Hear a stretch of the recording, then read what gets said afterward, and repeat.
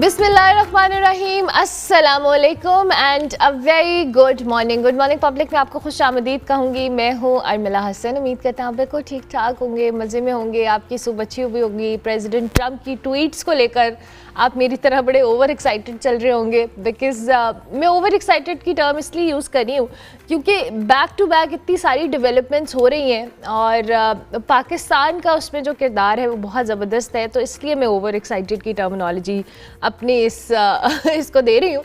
लेकिन जी कल बड़ी इंपॉर्टेंट डेवलपमेंट हुई। इससे पहले कि मैं इंटरनेशनल अरेना पे जो ख़बरें चल रही हैं उस पर बात करूँ, अगर मेरे पाकिस्तानी बहन भाई लोड शेडिंग से परेशान हैं तो मैं भी उतनी ही परेशान हूँ, क्योंकि इतनी ज़्यादा लोड शेडिंग हो रही है। जो शॉर्टफॉल है वो 5 मेगावाट तक पहुँच गया है। लोड शेडिंग जो है 7 घंटे तक हो रही है। वैसे तो 7 घंटे से ज़्यादा भी हो रही है बहुत सारे इलाकों में, मुझे अंदाज़ा है इस बात का। लेकिन फ़िलहाल जो सूरत हाल है वो कुछ अच्छी नहीं है लोड शेडिंग को लेकर। सो आई होप कि ये सॉर्ट आउट हो जाए।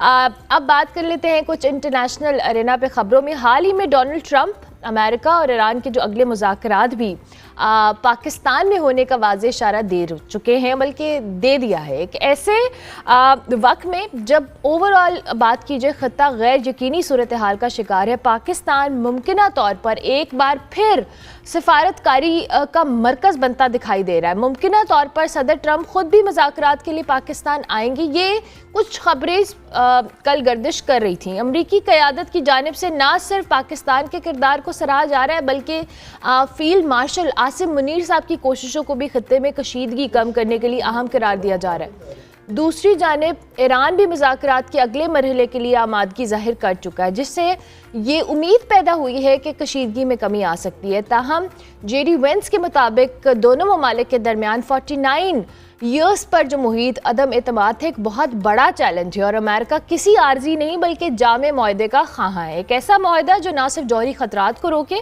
बल्कि ओवरऑल रीजन के अंदर एक लॉन्ग टर्म पीस की बुनियाद भी रखे। अब सवाल ये है कि क्या पाकिस्तान में जो मुमकिन मुज़ाकरात है वाकई जिसका इशारा प्रेसिडेंट ट्रंप ने दिया है ये एक तारीखी पेशरफ्त तो होगी, या सिफारती कोशिशें जो किसी माजी के अंदर हम ये बात कर रहे हैं कि नतीजे पर नहीं पहुंची। बट आई बिलीव कि वही बात हमने कल हम बल्कि इनफैक्ट बहुत दिनों से यही करते आ रहे हैं, जब से ये मुज़ाकरात वाला मामला हुआ है कि इतनी दहाइयों पर मुहित एक जो कॉन्फ्लिक्ट है उसको 1 या 2 सिटिंग्स में आप रिजॉल्व करने की इतनी एक्सपेक्टेशन नहीं रख सकते। It will take time and इंशाल्लाह पाकिस्तान अगर ये किरदार अदा कर पाता है तो इससे अच्छी बात और क्या हो सकती है। इस सारी सूरत हाल पे हमने तज्ज़िया लेना है। प्रोफेसर डॉक्टर सलमा मलिक माहिर बैनुल-अक़वामी अमूर हमें ज्वाइन करी हैं। Thank you very much doctor साहिबा। Good morning. I hope you are doing well. Good morning, जी Alhamdulillah, I'm doing very well. Thank you for having me in your program. Thank you so much doctor साहिबा, बहुत शुक्रिया। अच्छी development से अच्छी बात है, क्योंकि कल जो प्रेसिडेंट ट्रंप की ट्वीट भी आई उसके बाद भी जो उन्होंने अपने एक्स अकाउंट के ऊपर लिखा भी, ये एक बड़ा अच्छा एक जो कह लें डेवलपमेंट है सारे सिनेरियो के अंदर। जब हम एक लॉन्ग टर्म पीस के हवाले से बात करें, एक ऐसे कॉन्फ्लिक्ट को रिजॉल्व करने की बात करें, और जो दूसरा फेज़ है जिसकी बैक एंड पे बहुत ज़्यादा कोशिशें की जा रही थी डिप्लोमेटिक अंदाज में हमारे पाकिस्तान के एंड से भी, सो उसमें ये आप इस सारे पे आपका क्या तज्जिया डॉक्टर साहिबा? जी बिलाशुबा एक बहुत खुशाइन चीज़ है। देखिए, हम लोग कुछ चीज़ों से बहुत ज़्यादा उम्मीद बांध लेते हैं, और ख़ास तौर पे जब नेगेटिविटी बहुत फैली हुई हो तो even a single ray of hope becomes a major beacon of light, और लोग उसको बहुत हैंग करते हैं उसके साथ। सो जो पहला फेज इस्लामाबाद का अभी हम लोगों ने विटनेस किया है, जिसमें नायब सदर आए थे अमेरिका के, और ईरान का डेलीगेशन था, ये सब कुछ, और उससे लोगों को लग रहा था कि बस ना सिर्फ जंग ख़त्म हो जाएगी, जो कि 2 हफ्ते का सीज़ फायर है, बल्कि सारे मसाइल हल हो जाएंगे। ये बिल्कुल चीज़ नहीं थी जो इस्लामाबाद टॉक्स थी which was suppose to lead to an accord. जैसे आपने खुद भी फरमाया कि ये पहली कड़ी थी एक ऐसे तवील सिलसिले की जो कि इंक्रीमेंटली आगे बढ़ता है, एकदम सोल्यूशन की तरफ नहीं आ सकता। पहली टॉक्स में ही दोनों जो फरीकैन थे उन्होंने अपनी मैक्सिमलिस्ट पोजीशन जो थी वो टेबल पे रखी, बिकॉज ईरान का बहुत नुकसान हो चुका है। अमेरिका अपनी एक पोजीशन ऑफ स्ट्रेंथ से आने की कोशिश कर रहा है, विच अमेरिका परसीव्स कि उसकी पोजीशन ऑफ स्ट्रेंथ है। सो ऑब्वियसली और जाहिर है आज के ज़माने में जहाँ ग्लोबल वॉच टॉक्स जो हैं, सोशल मीडिया, वैसे इंटरनेशनल मीडिया, प्रिंट मीडिया, हर किस्म का every citizen is a news channel वाला जो फिनोमिनन है।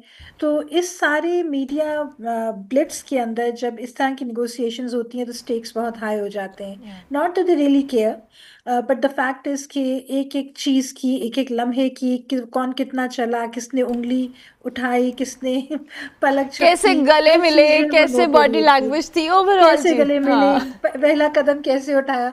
तो ये जो या चीजें हैं ये बहुत ज्यादा जो है ना किसी भी टॉक को एक प्रिकेरियस पॉइंट पे लेके आती हैं। सो हम लोगों ने पहला राउंड देखा, उसका नतीजा जो था रियलिस्टिकली एक्सपेक्टेड था कि यही होगा, बट टॉक्स फेल नहीं हुई थी। जैसे बहुत सारे डिट्रैक्टर्स, हमारा जो पड़ोसी मुल्क भारत है उसमें भंगड़े डलना शुरू हो गए थे कि जी टॉक्स फेल हो गई है, शुक्र खुदा या का।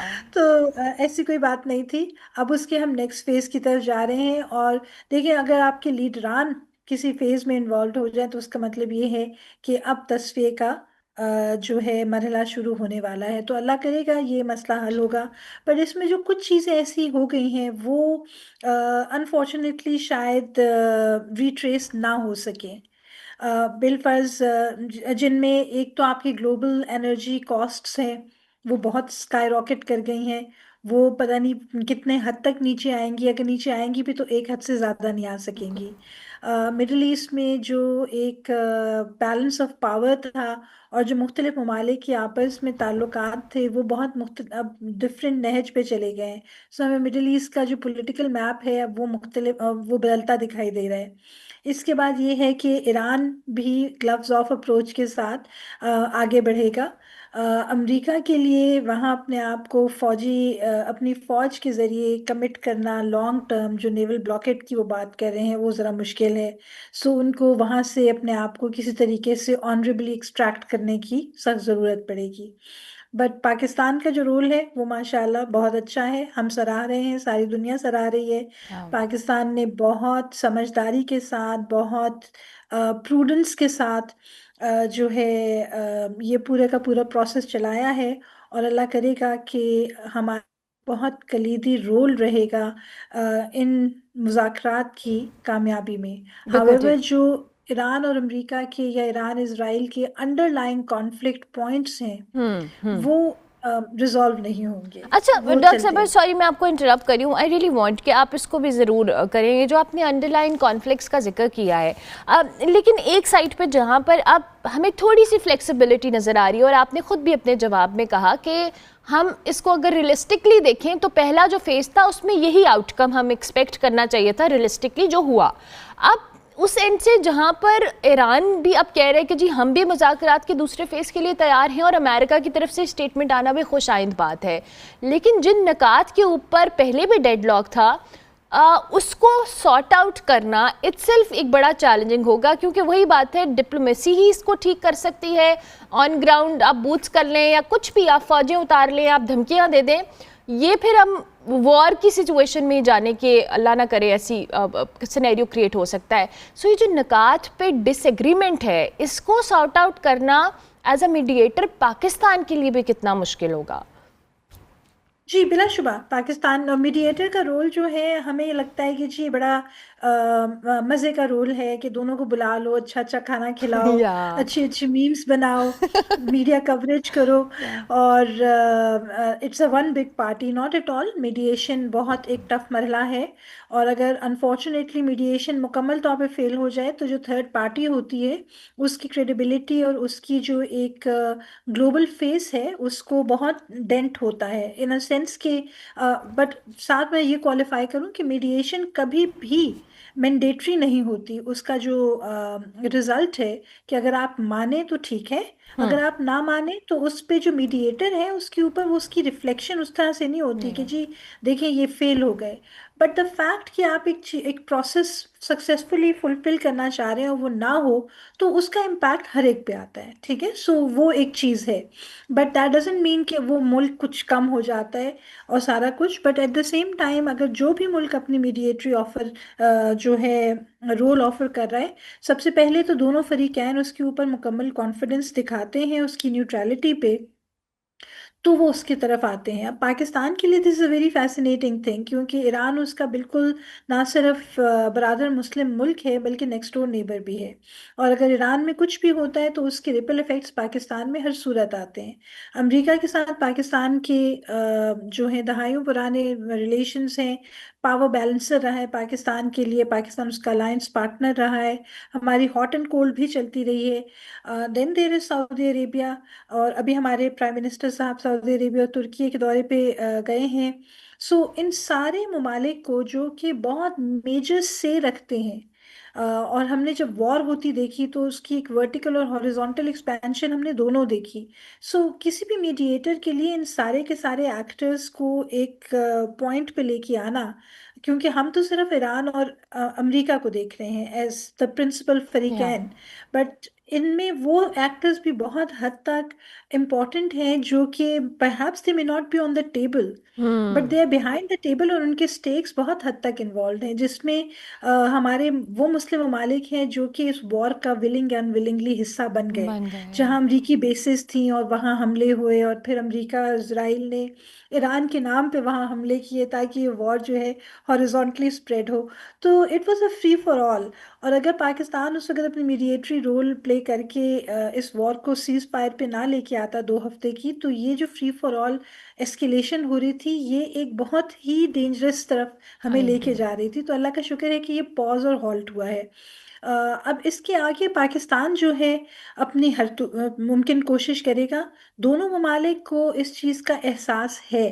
जहाँ तक हम कहते हैं ईरान बहुत रिजिलियंट है, ईरान ने सारी 4-5 दहाइयों से जो है सैंक्शंस फेस की हैं, तो उसको पता है कि मैं ग्लोबल इकोनॉमी में प्लग इन हुए बगैर कैसे सरवाइव कर सकता हूँ। पर जो उसका सबसे बड़ा लाइफ लाइन थी वो ऑयल थी, और अब हम्म। वो लाइफ लाइन भी जो है वो इस नेवल स्ट्रेटेजिक ब्लॉकेट की वजह से डेंट हो रही है। सो ईरान के लिए भी एक लम्हा फिक्रिया है, और अमेरिका के लिए जो है वापस जाके ये जस्टिफाई करना कि I being an anti war administration have fuelled a war जिसका ना कोई एंड है, जिसका ना कोई फेस है, ना उसकी कोई शेप है। तो ये चीज़ें बड़ी मुश्किल हो गई हैं। तो they both have to come to an agreement, and they have to realize. और ग्लोबली वॉर के फेवर में कोई भी मुल्क एब्सोल्युटली। सवाए इसराइल के दिखाई नहीं देता। तो इंशाल्लाह इंशाल्लाह ये दोनों ममालिक जो हैं they will see to reason. और इंशाल्लाह। ये जो आप बात करी हैं बहुत इम्पोर्टेंट है कि आपकी इतनी टफ निगोशिएटिंग लाइंस हैं, तो उससे आप स्टेप डाउन कैसे करेंगे। हम्म। जब आपने करना होता है तो ये चीज़ें आपके पास एक गाइडलाइन बन के रहती हैं, और आप कोई मिडिल पाथ ढूंढते हैं, और वो मिडिल पाथ जो है आपको एक रास्ता प्रोवाइड कर देता है। बिल्कुल ठीक है।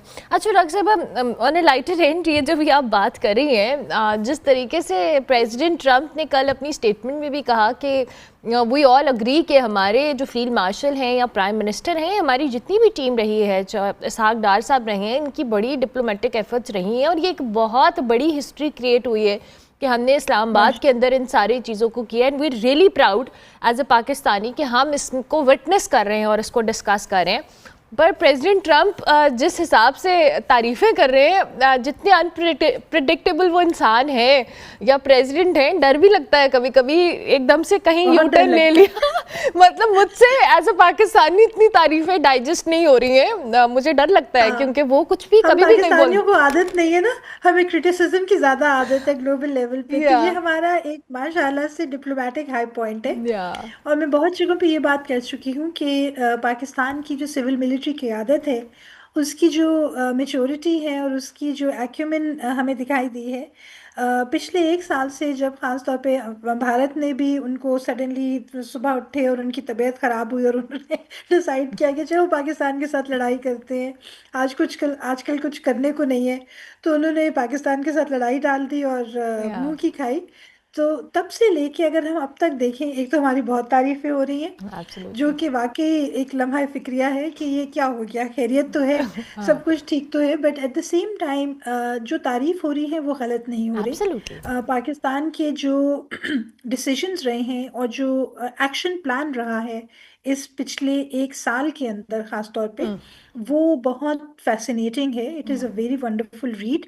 जो अब सिर्फ एक हम में कमी रह गई है वो हमारी जो इकोनॉमिक्स है, या। जो कि हमेशा से एक चैलेंजिंग पोजीशन में रही है। अगर हम उसको भी, जैसे हमारा दोस्त ब्रादर मुल्क चाइना हमें ये कहता था कि जी आप अपनी इकोनॉमी को स्ट्रेंथन करें, अगर आपकी इकोनॉमी स्ट्रेंथन हो जाएगी तो दुनिया को कोई ताकत नहीं है जो आपको किसी भी चीज़ के लिए डिनाई कर बिल्कुल। सकता है, और कश्मीर आपके लिए बहुत आसान होगा निगोशिएट करना। तो हमें अपनी इकोनॉमिक चैलेंजेस को, जिस एक्यूमेंट से हम अपनी डिप्लोमेसी और उससे पहले मिलिट्री स्ट्रेटेजिक डिसीजंस कर रहे हैं, तो वो ठीक करने की ज़रूरत है।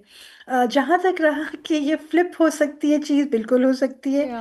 But let's stick on the positive line, हाँ और क्या बिल्कुल। पता हम सारे के सारे मिल के जाके एक नोबेल पीस प्राइज ले रहे हो, इंशाल्लाह, तो ये भी हो सकता इंशाल्लाह। है, आई एम तो रियली इंशाल्लाह। Optimistic about that and you know you are so right. वही बात है कि हमें खुशी भी है, लेकिन वही ऐसे अनप्रडिक्टेबल लोगों से जो कभी भी किसी भी टाइम पे यू टर्न ले लेते हैं, इस तरह के कमेंट्स आपको कहीं ना कहीं अलार्म करते हैं। उस पे देखिए, आपको फिर वो उनका अपना प्राइज होगा ना, वो फिर उनको किसी से ना बोरो करना पड़ेगा ना उनको वापस करना वापस पड़ेगा, करना तो पड़ेगा। फिर शायद वो खुश हो जाए। बिल्कुल ठीक है। Thank you very much doctor साहिबा, बहुत शुक्रिया। प्रोफेसर डॉक्टर बहुत सलमा शुक्रिया। मलिक हमारे साथ थैंक यू सो मौजूद थी जी, और इस वक्त जो खत्ते की सूरत हाल है उस पर अपना तज्जिया दे रही थी। हम ब्रेक लेते हैं, ब्रेक के बाद वापस आते हैं।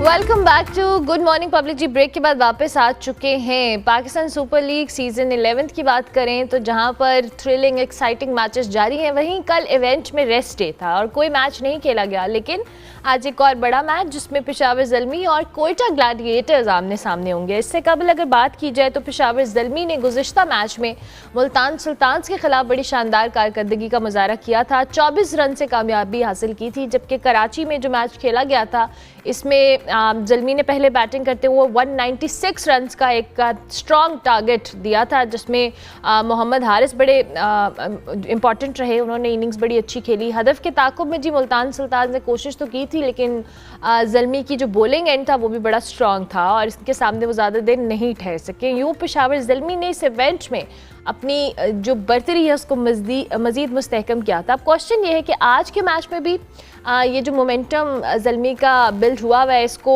कंसिस्टेंट रह पाएंगे या नहीं, और कोयटा ग्लैडिएटर्स के हवाले से क्या एनालिसिस है। मुश्तबा हसन स्पोर्ट्स जर्नलिस्ट हमारे साथ मौजूद है, उनको हम खुशामदीद कहेंगे। Thank you very much Mushtaba, good morning, I hope you are doing well. मैं आपसे सबसे पहले तो आपसे चूँकि कल रेस्ट डे था, कोई मैच नहीं हुआ, आज एक और इम्पॉर्टेंट मैच है। ओवरऑल ज़रा आप हमें बताएं कि इस PSL 11th का, जो कि हम बगैर शायकीन के देख रहे हैं, बट आई बिलीव के मैचेस में जो थ्रिल और एक्साइटमेंट है उसने कहीं ना कहीं इसका स्पार्क रखा हुआ है लाइव। जी बहुत शुक्रिया अनुला। मेरे ख्याल से PSL सीजन 11 जो है उस तरह जिस तरह हम एक्सपेक्ट कर रहे थे स्टार्ट होने से पहले, जिस तरह की इसकी बिल्डिंग हुई थी, जिस तरह के नए नए नाम आए थे, हम जिस तरह एक्सपेक्ट कर रहे थे, जो नई टीमें आई थी, हम एक्सपेक्ट करते थे कि बड़ा अच्छा मैचेस होंगे। क्राउड का बड़ा हमें अहम रोल होता है, क्योंकि क्रिकेट हो, कोई भी गेम, हॉकी हो, फुटबॉल हो, उसमें क्राउड का जो रोल है वो बड़ा अहम है। लेकिन उसके बावजूद अगर हम PSL की बात करें, PSL एक ब्रांड बन चुका है पाकिस्तान का, और इससे जो मैचेस है, ये सिर्फ हम नहीं कहते, ये पाकिस्तानी नहीं कहते, बल्कि जो फॉरेन प्लेयर जो यहाँ पे खेलने आए होते हैं वो भी ये कहते हैं कि PSL जो है असल क्रिकेट है, वरना बाकी जो लीग्स हैं वो तो फिल्म की तरह चल रही होती हैं। उनको स्क्रिप्ट दिया होता है और उसके मुताबिक वो चल रहे होते हैं, और ये सारा जो होता है क्रिकेट नहीं होता। लेकिन PSL के बारे में हर प्लेयर, जो भी आपको फॉरेन प्लेयर आता है, जो भी आपका बड़ा नाम आता है, वो यही कहता है कि PSL is the brand of cricket, जिसमें हम देखते हैं कि बड़े अच्छे मैचेस होते हैं, बड़े बैट और बॉल का जो बैलेंस होता है बड़ा मुतवाजन होता है। ऐसा नहीं है कि यार बिल्कुल बैटिंग साइड होती है, बिल्कुल बॉलिंग साइड होती है। पिचेस दोनों को सूट करती हैं, और उसमें आपके स्किल्स जो है वो बड़े मैटर करते हैं। अगर हम इस PSL की बात करें, जैसे आपने कहा कि क्राउड के बगैर हो रहा है, तो क्राउड के बगैर हो रहा है, लेकिन उसके बावजूद आप देखेंगे मैचेस कितने जबरदस्त हो रहे हैं। हर टीम अपना पार्ट प्ले कर रही है। देखें, सिवाय पिंडी के इस वक्त तमाम टीमें जो हैं वो अभी तक कंटेंटेड में है, जो टॉप 4 में। पिंडी चले 5 मैच हारा है, लेकिन अभी उसके पास भी चांस बाकी है। लेकिन जिस तरह की सूरत हाल हो, जिस तरह की उनकी टीम परफॉर्मेंस चल रही है, थोड़ा मुश्किल जरूर है। लेकिन अभी अगर आप कहें कि 7 टीमें, उनमें से 4 टीमों ने आगे जाना है, तो ये बिल्कुल बचा होगा। अगर हम बात करते हैं आज के मैच की, क्योंकि पेशावर ज़ल्मी जो है वो जो है टेबल लीडर भी है इस वक्त, अभी तक कोई मैच हारा भी नहीं है, या अनबीटेबल है। 6 मैच में से 5 मैच जीते, जबकि एक बारिश की नजर हुआ। तो उसके बाद अगर हम दूसरी तरफ कोयटा को देखते हैं, तो कोयटा की टीम जो है वो हमेशा की तरह, मैं कहता हूँ कि पाकिस्तान क्रिकेट टीम की तरह है। वो टूर्नामेंट के शुरू में थोड़ा स्ट्रगल करती है, लेकिन जैसे ही टूर्नामेंट से बाहर होने लगती है तो उसका जो पीक प्लेयर होते हैं, वो जो मेन प्लेयर होते हैं, वो क्लिक कर जाते हैं और उस वक्त पे वो परफॉर्मेंस दिखाना शुरू हो जाती है। अभी भी अगर आप देखें इस पीएसएल को, तो शुरू में वो स्ट्रगल किया, लेकिन उसके बाद अब वो आहिस्ता आहिस्ता आहिस्ता आहिस्ता रींगते रींगते 5वें नंबर पर आ गए, और अब टॉप 4 में आज अगर मैच जीतते हैं तो वो टॉप 4 में भी आ जाएंगे, क्योंकि उनका पॉइंट रन रेट जो है वो चौथी टीम की निस्बत बेहतर भी हो जाएगा।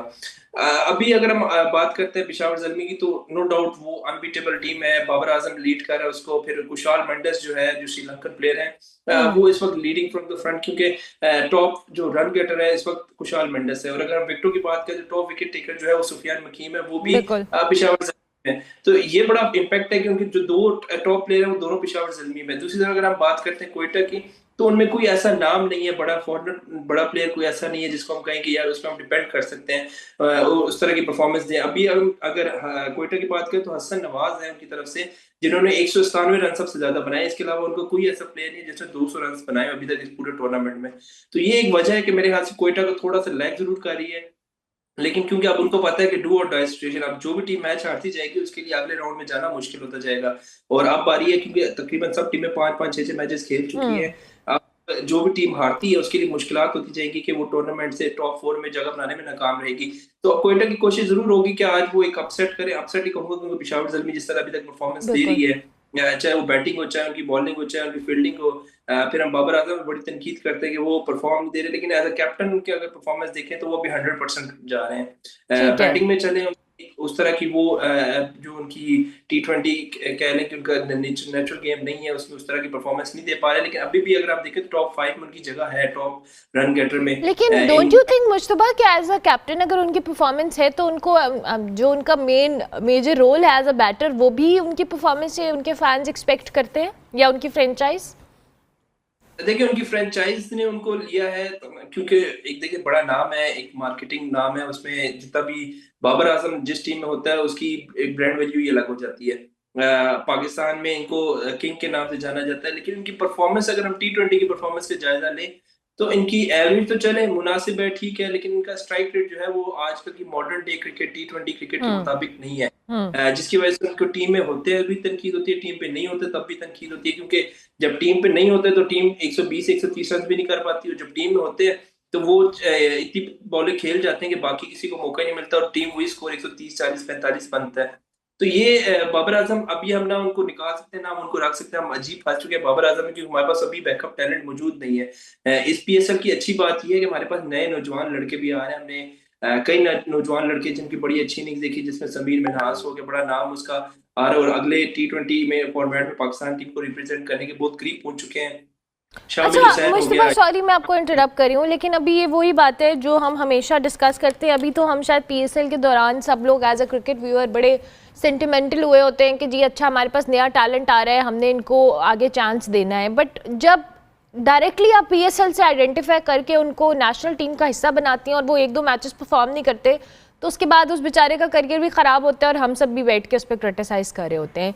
ये कितना इंपॉर्टेंट है कि अगर एक प्लेयर आइडेंटिफाई हुआ है, 1 या 2, जितने भी हमें पीएसएल से नया टैलेंट मिल रहा है, उनको आप एक प्रॉपर चैनल के थ्रू लेकर आएँ। अगर आप डायरेक्टली उनको टीम में इंटरनेशनल एक्सपोजर में डालते हैं तो फिर भी हम क्रिटिसाइज़ कर रहे होते हैं।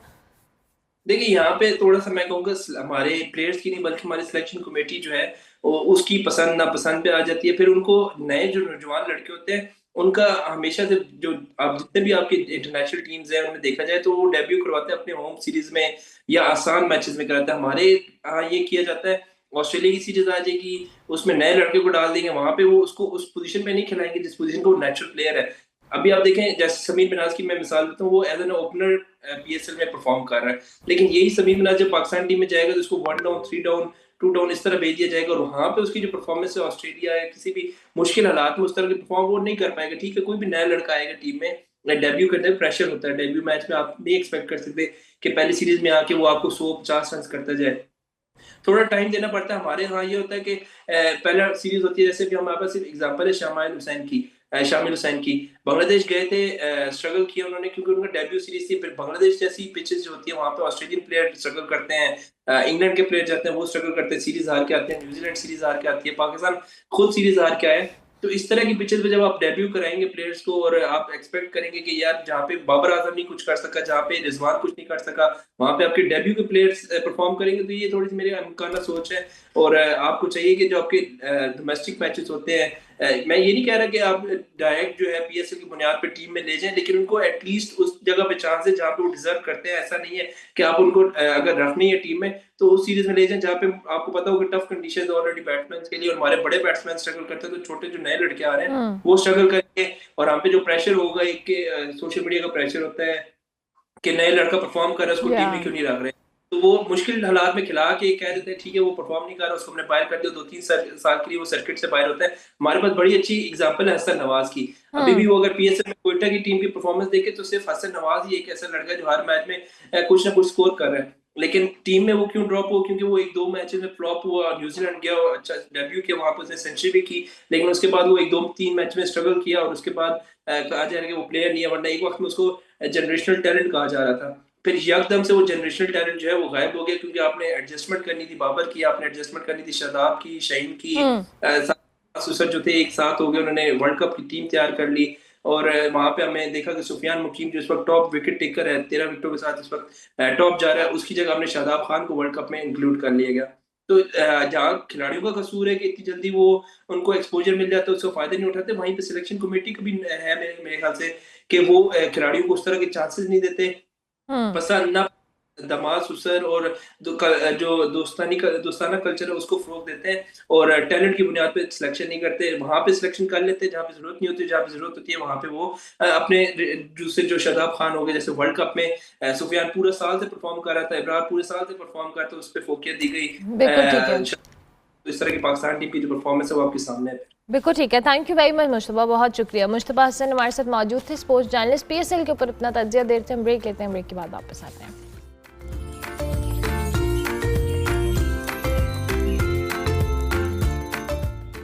आप दोनों का बहुत शुक्रिया कि आपने में वक्त दिया। आगाज़ मैं मुजम्मिल आपसे करूँगी, क्या सूरत हाल है जी? महंगाई का हर तरफ शोर मचा हुआ है, सब्जियां भी महंगी थीं, कुछ दिन पहले हम डिस्कस कर रहे थे, लेकिन अब ये गोश्त की कीमतों में भी इजाफा हुआ है, और ये जो रेटलेस का डिस्प्ले ना होना है, और इससे भी लोगों को ज़ाहिर है मसाइल होते हैं, उनको आइडिया नहीं होता, तो ये भी बताइएगा। अरमला वेरी गुड मॉर्निंग। देखिए, सबसे अहम मसला जो है वो कराची में जो हम फेस कर रहे हैं, और हम रमज़ान से लेके अब तक हम रिपोर्ट करते आए हैं कि जो ज़िली इंतज़ामिया है, जो शहरी इंतज़ामिया है, असिस्टेंट कमिश्नर हैं, डीसीज़ हैं, वो मुकम्मल तौर पर नाकाम नज़र आते हैं। कमिश्नर कराची की जानिब से जारी करदा जो फहरिस्त है निर्खनामे की, उस पर अमल दरामद नहीं होता है कहीं पर भी, चाहे हम गोश्त की बात करें, चाहे सब्जियों की बात करें, या जो परचून की दुकान पे अशिया मिलती हैं उसकी बात करें। नुमाइशी कार्रवाइयाँ तो होती हैं, कुछ दुकानदारों पे जुर्माने भी आयद होते हैं, लेकिन वो उस तरह से अमल दरामद नहीं हो पाता। गोश्त जो है वो पहले ही गरीब लोगों ने, मुतवस्सित तबके ने खाना छोड़ दिया था, अब वो और उनकी पहुंच से बाहर हो गया है। बकरा खाए हुए तो खुद मुझे भी खुद काफ़ी अर्सा हो गया कि हमने घर पर बकरा ख़रीद के नहीं खाया है, पापा के ज़माने में कभी खाते थे। अब गरीब आदमी से हम पूछते हैं तो वो कहते हैं तो हमने तो बछिया या जो बीफ गोश्त होता है वो भी खाना छोड़ दिया, सिर्फ चिकन ही खा रहे हैं, क्योंकि चिकन जो है वो इस वक्त 480 रुपये किलो है, जो रान बाजू वाला होता है, मतलब 2 नंबर। अगर 1 गिलास ख़रीदते हैं सीने वाला तो 580-600 रुपये किलो में मिल रहा है। अब बात करें बीफ और मटन की, तो देखिए मटन जो है इस वक्त कराची में 2700 से 3000 रुपये किलो दस्तियाब है, जबकि बछिया का गोश्त जो है वो 1600 से 1800 और कहीं कहीं पर 2000 रुपये किलो भी दस्तियाब है। जो लोग खुद अपना जानवर वहाँ पर काट के बेचते हैं वो 2000 रुपये किलो तक भी देते हैं, क्योंकि वो लोगों को यकीन करवाते हैं कि बिल्कुल सही गोश्त है, इसमें कोई प्रेशर नहीं है, पानी नहीं लगा हुआ। तो ये तमाम मामला थे। गरीब आदमी जो है वो गोश्त खाने से भी गया है। जब इस हवाले से हमारी बात होती है दुकानदारों से कि इतना महंगा गोश्त क्यों है, तो वो यही बहाने बनाते हैं कि जो डीजल इतना महंगा हो गया, जानवर इतना महंगा आ रहा है, बकरीद करीब आने वाली है, तो वैसे जानवर जो है वो लोग रोक लेते हैं कि बकरीद भी बेचेंगे, तो कसाईयों को जानवर नहीं बेच रहे होते हैं। कसाई जो है इस पर जो कट्टू माल होता है सिर्फ उसी को काट रहे होते हैं, जिसकी वजह से गोश्त के जो पैसे हैं वो थोड़े ऊपर चले गए। और जो सबसे अहम मसला ये है कि जितने भी कराची में दुकानदार हैं गोश्त बेचने वाले, उन्होंने फुटपाथों पर दुकानें लगाई हुई हैं। मैं अगर आपको बताऊं, ओवरऑल मल्ली, शाह फैसल कॉलोनी, लांडी, कुरंगी, इन सब ने दुकानें जो है वो फुटपाथों पे लगी हुई हैं, जो असिस्टेंट कमिश्नर को रोज़ाना की बुनियादों पर पैसे देते हैं, पुलिस वालों को पैसे देते हैं ताकि उनकी दुकान वहाँ पर चल सके। बिल्कुल ठीक है और वो मुजम्मिल, आप लोग हमारे साथ ही इसी वो जो मौजूद रहिएगा। पैसे मुझे वो- टीम मुजम्मिल की आवाज़ ठीक नहीं आ रही, प्लीज़ मुझे ऑडियो दे दे मुजम्मिल की। दानिश मुनीर से हम बात करते हैं। दानिश, आई होप कि आपको मेरी आवाज़ आ रही होगी। ये जो सूरत हाल कराची की मुजम्मिल हमें बता रहे हैं, ये कुछ हौसला अफजा नहीं है। जाहिर है एक तरफ हम जहाँ पर ओवरऑल चीज़ों के महंगा होने का जिक्र कर रहे हैं, लेकिन हमें ये सिचुएशन गोश्त के हवाले से एक्सपेक्टेड नहीं थी, क्योंकि बरामदात वाले मामले में हम थोड़ा एक्सपेक्ट कर रहे थे कि लेवरेज मिलेगा। आप थोड़ा सा हमें एक्सप्लेन करें फिनोमेना, ये जो क्या वाकई कराची वाली सूरत हाल लाहौर में भी है? लाहौर की सूरत हाल भी जो है वो कराची से किसी तरह मुख्तलिफ नहीं। अगर रेट्स की बात की जाए तो लाहौर की मुख्तलिफ मार्केट्स में जो है वो मुर्गी के रेट की बात की जाए, गोश्त की, बकरे के गोश्त के रेट की बात की जाए या बड़े गोश्त के रेट की बात की जाए, तो ये दिन ब दिन जो है वो इसकी कीमतें आसमान को छूती हुई दिखाई दे रहे हैं। लेकिन दूसरी जानिब जिस तरह के बरामदात के बंद होने के बाद यहाँ पर गोश्त की कीमत में कमी आनी थी, ऐसा बिल्कुल नहीं हुआ, बल्कि उल्टा गोश्त की कीमतों को पर लग गए और शहरियों की क़ुव्वतें जो है वो बर्दाश्त से बाहर होना शुरू हो चुकी थी। जो कि अब अगर बात की जाए इन दिनों में, हालिया दिनों के बाद इस वक्त मुर्गी की जो कीमत है उसमें थोड़ा सा कमी आना शुरू हुई है। गुज़िश्ता कई दिनों से 590 रुपये तक जो है वो ये रेट जाने का जो पहुंचा था, जो कि आज 548 रुपये जो है वो फ़रोख्त किया जा रहा है लाहौर की मुख्तलिफ मार्केट्स में। और इसी के साथ गुज़िश्ता रोज़ यही 10 रुपये से ज़ायद कीमत से फ़रोख्त किया जा रहा था। अगर बकरे के गोश्त की बात की जाए, मटन की बात की जाए, तो वो 2700 से लेकर 3000 रुपये तक जो है वो फ़रोख्त किया जा रहा है। और इसी तरीके से मटन वाला जो गोश्त है वो 1600-1800 के दरमियान मुख्तलिफ जो है वो कीमतें इसकी वसूल की जा रही हैं। मनमानी कीमतें वसूल करने से मुतालिक जो है दुकानदार चूँकि गोश्त की क्वालिटी के ऊपर मयार ले लेते हैं जी कि हड्डी वाले गोश्त इतने का है और इसके हड्डी के बगैर वाला गोश्त इतने का है, लेकिन हर सूरत में वो अपनी बचत को मद्देनज़र रखते हैं। लेकिन जो ख़रीदार हैं उनकी जेबों पर खूब जो है वो छुरियाँ और टोके जो है वो चलाए जाते हैं। और यही गुमान किया जा रहा है कि अगर यही सूरत हाल रही बकरे के गोश्त की और बड़े गोश्त की कीमत की, तो चूँकि चंद ही दिन के बाद ईद उल ज़ुहा की जो है वो आमद है, तो उसमें भी बड़े जानवर और छोटे जानवर की कीमत में इजाफा जो है वो इसका तवक्को की जा रही है कि गुज़िश्ता बरस की निस्बत मज़ीद जो है वो इजाफा देखने में आ रहा है। गुज़िश्ता बरस भी लाहौर की मंडियों में व्यापारियों की जानिब से मनमाने रेट जो है वो वसूले जा रहे थे, जिसके बाद ये सूरत हाल बनी कि ख़रीदार की जो है वो क़ुव्वत ख़रीद से बाहर था। और मुतअद्दिद आपने भी और हमने भी सोशल मीडिया पर ये वीडियोस देखी कि व्यापारी रोते हुए दिखाई दिए, क्योंकि रेट जो थे वो बहुत ज़्यादा वसूल किए जा रहे थे। अभी भी यही गुमान किया जा रहा है कि हुकूमत की जानिब से अगर इन प्राइस को बिफोर टाइम जो है वो कंट्रोल ना किया, तो गुज़िश्ता बरस से ज़्यादा जो है वो सूरत हाल यहाँ पर ख़तरनाक बनेगी। अच्छा दानिश, जाहिर है कराची के हवाले से तो मुजम्मिल अभी बता ही रहे हैं। मेरा एक छोटा सा सवाल है और आप क्विकली इसको एड्रेस कीजिएगा। ये जो प्राइस कंट्रोल कमेटी है पंजाब के अंदर बड़ी एक्टिव हमें नज़र आती हैं, हमने डीसीज़ को भी देखा है, जा कर छापे भी मारते हैं और वो प्राइस के हवाले से इस पर इजहार भी करते हैं तशवीश का। अभी इस हवाले से कोई चेक एंड बैलेंस है? जी अरबला, यही सूरत हाल है। जिस तरह मैंने पहले अर्ज़ किया कि गुज़िश्ता दिनों में जो मुर्गी के गोश्त की उड़ान थी वो बहुत ज़्यादा थी, जो कि अब आहिस्ता आहिस्ता इसको कंट्रोल में लाया गया है। कहाँ 590 और कहाँ आज 548 रुपये जो है वो वसूले जा रहे हैं। इससे मुताल्लिक जो है वो लाहौर की डिस्ट्रिक्ट इंतज़ामिया की सूरत हाल कराची की डिस्ट्रिक्ट इंतज़ामिया से यकसर मुख्तलिफ है, क्योंकि यहाँ पर हर रोज़ जो है वो मुतलका जो डिप्टी कमिश्नर हैं उनके नीचे जो असिस्टेंट कमिश्नर हैं वो अपनी तहसीलों में और उनके साथ जो प्राइस मजिस्ट्रेट हैं वो गाहे बगाहे जो है वो छापे मारते हैं, चेक करते हैं और ज़ायद कीमत वसूल करने के ऊपर जो है वो जुर्माने भी किए जाते हैं हर रोज़ के तौर पर जो है वो। चलें, आई एम ग्लैड कि इस पर चेक एंड बैलेंस हो रहा है। थैंक यू वेरी मच, आप दोनों का बहुत शुक्रिया। मुजम्मिल आपका भी बहुत शुक्रिया, दानिश आपका भी बहुत शुक्रिया कि आप दोनों ने हमें वक्त दिया। इस हवाले से चूँकि महंगाई का एक मामला है, इस पर हमारे कॉरेस्पॉन्डेंट्स हमें अपडेट कर रहे थे। ब्रेक लेते हैं, ब्रेक के बाद वापस आते हैं।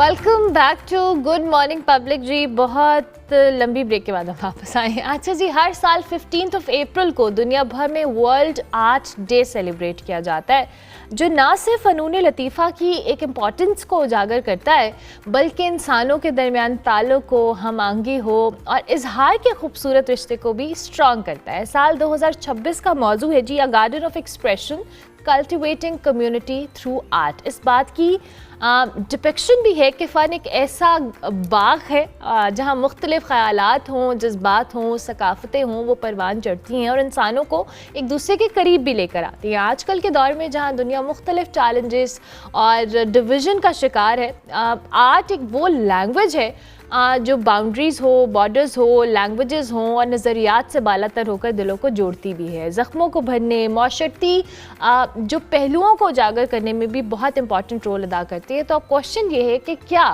हम सिर्फ आर्ट को तफरीह की हद तक महदूद रखते हैं या वाकई इसे एक ऐसा ज़रिया समझते हैं जो सोसाइटी को बदलने की ताकत रखता हो।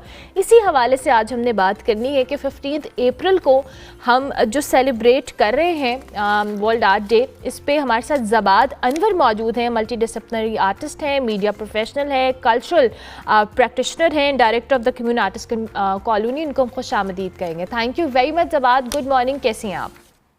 गुड मॉर्निंग, मैं बिल्कुल ठीक। आप कैसी हैं? बिल्कुल ठीक, थैंक यू सो मच। बहुत शुक्रिया कि आपने हमें वक्त दिया। ज़बाद, मुझे thank you for having me. ये आज के दिन के हवाले से इट्स वेरी इंपॉर्टेंट कि हम आर्ट के ऊपर बात करें and I am really glad कि विद टाइम हम आर्ट को अब एक शौक से ज़्यादा एक प्रोफेशन के तौर पे भी डिस्कस कर रहे हैं। और ये जो सारे फैक्टर्स अभी मैं बात भी करी थी, ये बड़े इंपॉर्टेंट हैं। आर्ट एक बहुत वाइड तरीके से बहुत सारी चीज़ों को डिपेक्ट करती है। What's your thought on that?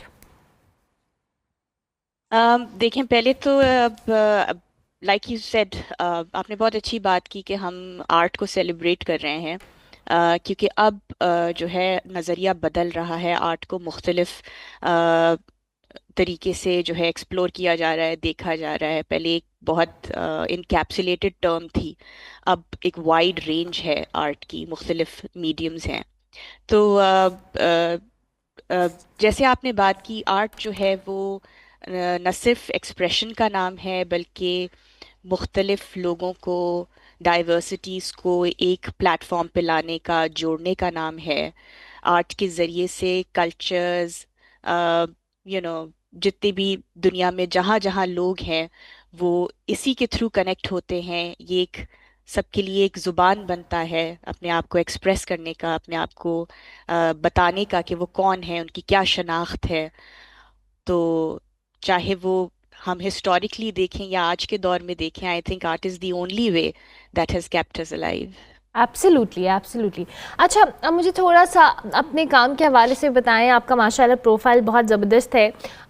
As an artist आपका जर्नी कैसे स्टार्ट हुआ? और ओवर द टाइम मैं हमेशा एक आर्टिस्ट से सवाल ज़रूर करती हूँ कि मैंने बहुत ज़्यादा चेंज ऑब्ज़र्व किया है कि लोग पहले आर्टिस्ट के बारे में बात नहीं उस तरीके से, या आर्ट फॉर्म को अंडरस्टैंड नहीं करते थे। अब लोग बात भी करते हैं, लोग ऑप्ट भी करना चाहते हैं इस फील्ड को। आपने as an artist over the time क्या एक्सपीरियंस किया? आपकी क्या ऑब्जर्वेशन है कि जब आपने स्टार्ट किया था और अब जब आप प्रोफेशनली बहुत सारी चीज़ों को प्रैक्टिस करी हैं, क्या डिफरेंस है? बहुत मेजर शिफ्ट आया है। जब मेरे लिए, ऑल्दो मैं एक क्रिएटिव घराने से ताल्लुक़ रखती हूँ जहाँ सभी आर्टिस्ट हैं, लेकिन मेरे लिए भी बहुत चैलेंजिंग था, क्योंकि लोगों को लगता था कि इस फील्ड में जो है वो कुछ भी नहीं रखा। You know, if you become an artist you are going to starve and die, वो वाली सिचुएशन थी। तो आप कुछ और क्यों नहीं करते, कोई और पढ़ाई करें, कुछ और पढ़ें, कुछ और करें। मगर जब आप यू नो एक क्रिएटिव इंसान होते हैं तो आप कुछ सोच भी नहीं सकते इसके अलावा। तो मगर आपने बिल्कुल सही बात की, एक बहुत शिफ्ट आया है। लोगों को जो है अब, मैंने पहले भी कहा था, नज़रिया बदल गया है। एंड आई थिंक उसमें बहुत बड़ा किरदार जो है वो सोशल मीडिया का भी है। चीज़ों को नॉर्मलाइज करना, समझाना कि आर्ट यू नो सिर्फ एक एक महदूद फील्ड नहीं है, क्योंकि पहले लोग समझते थे आर्टिस्ट जो है वो सिर्फ एक पेंटर है, पेंटर और आर्टिस्ट का फर्क भी नहीं जानते थे। Yeah. उसको इसी टर्मिनोलॉजी से जो है पुकारा जाता था कि आर यू अ पेंटर। लेकिन आर्ट की कितनी सारी मीडियम्स हैं, और कितने सारे शोबों में एक आर्टिस्ट काम कर सकता है, ये नॉलेज जो है ये आहिस्ता आहिस्ता दुनिया में आती गई। और अब कोई रुकावट नहीं है। लोग इनफैक्ट खुश होते हैं अगर उनके बच्चे आर्टिस्ट हों या इस फील्ड में जाना चाहें, तो मेरे ख्याल से लोग बहुत खुश होते हैं। बिल्कुल ठीक है। अच्छा ज़बाद, हमें थोड़ा सा इस साल का जो टॉपिक है, मौजू भी है, उस पर भी बात करें। Garden of expression, cultivating community through art. मेरा इंट्रो में भी यही एक आखिरी मैंने जिस पे एंड भी किया वो यही था कि हम सिर्फ क्या इसको अब एक फ़न की तरह समझते हैं या सोसाइटी में चेंज लाने, बिकॉज एक आर्टिस्ट का ये लोगों का माइंडसेट शिफ्ट करने की भी उसमें एबिलिटी होती है। It takes time, but at the end of the day it matters a lot. और हमने दुनिया भर की सिविलाइजेशंस में देखा है कि लोगों ने आर्ट के ज़रिए बहुत सारे ऐसे सोसाइटी के इश्यूज़ को हाईलाइट किया है, बहुत सारे ऐसे फैक्टर्स को, इवन विमेन एम्पावरमेंट जैसे टॉपिक को अब हम आर्ट के थ्रू बहुत बड़े पैमाने पे एक्सप्रेस करते हुए लोगों को देखते हैं। So what's your take on that कि हमें इस अब फन से और इस शिफ्ट से अब आगे भी बढ़ना है कि एज ए सोसाइटी बहुत सारे चैलेंजेस हैं, उनको भी हाईलाइट करने में एक आर्टिस्ट या आर्ट किरदार अदा कर सकता है? जी बिल्कुल ऐसा ही है। देखिए, आर्ट जो है वो तो गारों के ज़माने से मीडियम ऑफ एक्सप्रेशन रहा है। पहले लोग अपनी रोज़मर्रा की चीज़ें, वो तमाम बातें जो वो कहना चाहते थे, करना चाहते थे या डॉक्यूमेंट करना चाहते थे, वो केव्स के अंदर पेंट किया करते थे उसको। तो it has always been a medium of expression. और जब जब जहाँ जहाँ बातों को हाईलाइट करने की ज़रूरत पड़ी है, सोशल नॉर्म्स के ऊपर बात करने की ज़रूरत पड़ी, I think art has played a very vital character. तो मगर मैं समझती हूँ कि अभी भी आर्ट को जो है हम बिल्कुल एंटरटेनमेंट की ही तौर पे देखते हैं। फास्ट कंजम्पशन है। हम स्पेशली सोशल मीडिया के दौर में, एआई के दौर में, तेज़ी से चीज़ों को हम जल्दी जल्दी देखना चाहते हैं, जल्दी जल्दी आगे बढ़ना चाहते हैं। तो उससे इम्पैक्ट बहुत कम हो गया है। हम इम्पैक्ट के ऊपर काम नहीं कर रहे हैं कि आर्ट का जो असल मकसद है वो है आपको आपकी एक थॉट को जगाना।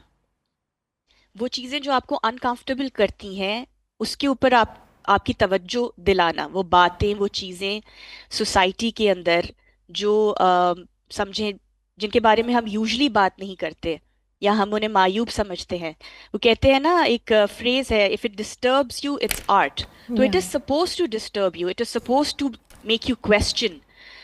तो आर्ट का ये रोल है। तो हमें ये चाहिए कि हम इम्पैक्ट की तरफ तवज्जो ज़्यादा दें, हम ऐसी ऐसी मीडियम्स के ऊपर तवज्जो ज़्यादा दें, ऐसी बातों को कहने की कोशिश करें, नैरेटिव बिल्डिंग करें, बजाय इसके कि हम सिर्फ एक तस्वीर को एंजॉय करें और आगे बढ़ जाएं। Absolutely, I so agree with that. अच्छा, अब ज़बाद हमें अपने काम के हवाले से बताएं, व्हाट डू यू डू, और एज एन आर्टिस्ट आप क्या क्या कर रही हैं और किस तरीके से इस सारी फील्ड को एक्सप्लोर कर रही हैं? I'm a creative storyteller. मैं एक multi disciplinary artist, I recognize myself as a multi disciplinary artist. उसकी वजह यह है कि मैं मुख्तलिफ डिसिप्लिन्स में काम करती हूँ। मुझे जब जो कहानी जिस मीडियम में लगता है कि कहनी चाहिए, मैं उसी मीडियम में उसको कहती हूँ। कभी पेंट करके, कभी स्कल्प्ट करके, कभी फिल्म बना के, कभी कुछ लिख के। तो मुख्तलिफ मीडियम्स में काम करती हूँ और मुख्तलिफ कल्चर्स को जोड़ने की कोशिश करती हूँ। हर कल्चर में, दुनिया के हर कोने में एक अपनी एक खूबसूरती है। तो when you bring them together, वो टेपिस्ट्री ही अलग बन जाती है। तो मेरी कोशिश यही होती है कि मैं लोगों को अपने आर्ट के थ्रू, अपने काम के थ्रू करीब करीब लेकर आऊँ, और वो बातें जो कहने की ज़रूरत है वो कहूँ। Lovely lovely. सो आपने बहुत सारा काम भी किया, आई बिलीव आपके एक पोर्टफोलियो के अंदर director of the commune artist colony, ये क्या है? थोड़ा सा इसको भी हमें एक्सप्लेन करें। हाँ, ये बहुत ज़रूरी है। कम्यून आर्टिस्ट कॉलोनी जो है ये बहुत अरसे से कराची में जो है एक बहुत ज़बरदस्त स्पेस है। नाम से ही पता चल जाता है कि इट्स अ कॉम्यून, जहाँ पे लोग इकट्ठे होते हैं, मुख्तलिफ जगहों से, मुख्तलिफ़ इलाक़ों से एक जगह पर आकर इकट्ठे होते हैं और वहाँ पे अपने अपने तरीक़ों से काम करते हैं। तो people have come here from Turkey, from Iran, Oh, wow. from China, from Bahrain, अलग अलग मुल्कों से, अलग अलग कल्चर्स से सब एक जगह आते हैं, इकट्ठे होते हैं और अपने अपने काम करते हैं। तो वो जब यही एक जो बात मैं पहले कर रही थी ना, कि जब मुख्तलिफ लोग, जैसे मुख्तलिफ सुर होते हैं ना, इंस्ट्रूमेंट्स, हर इंस्ट्रूमेंट की अपनी एक आवाज़ होती है, उसी तरह हर आर्टिस्ट का एक डिफरेंट स्टाइल, एक डिफरेंट स्किल सेट, एक डिफरेंट तरीक़ेकार होता है एक्सप्रेस करने का। तो जब तमाम आवाज़ें एक साथ मिलके जब काम करती हैं तो वो बहुत खूबसूरत, बहुत नेचुरल चीज़ निकल कर आती है। I think commune has been such a platform and it has been providing opportunities to all kinds of artists. Lovely, lovely.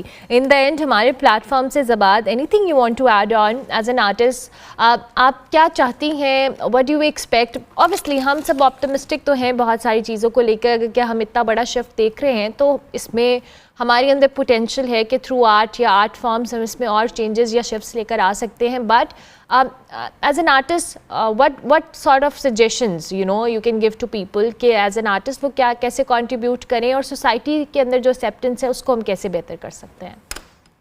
देखिए, एक तो बहुत अपने आप से सच बोलने की ज़रूरत है, just for the sake of क्या चल रहा है, कंटेम्प्रेरी चल रहा है अगर दुनिया के अंदर, हम वर्ड्स कैच कर लेते हैं, आजकल ये चीज़ बहुत इन है, लेट्स ट्रेंड्स को फॉलो करने लग जाते हैं। एग्जैक्टली, हम ट्रेंड्स को फॉलो करने लग जाते हैं, लेकिन हमें जो ज़रूरत है हम उस बात को नहीं कहते कि हम किस इलाके से ताल्लुक़ रखते हैं, किस खत्ते से ताल्लुक़ रखते हैं, हमारी क्या प्रॉब्लम्स हैं, हमारे क्या इश्यूज़ हैं, हमारा क्या कल्चर है।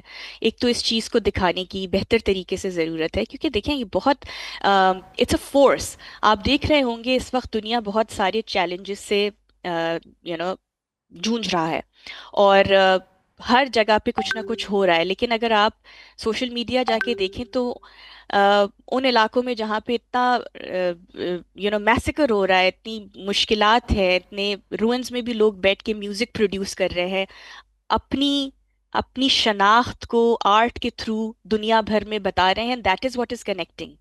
वो उसी के थ्रू लोगों से कनेक्ट होने की कोशिश कर रहे हैं, जो उनका गम है, जो उनका दुख है, जिन चैलेंजेस से वो दरपेश हैं, वो उनके म्यूज़िक के ज़रिए, उनकी आर्ट के ज़रिए दुनिया भर में पहुंच रहा है।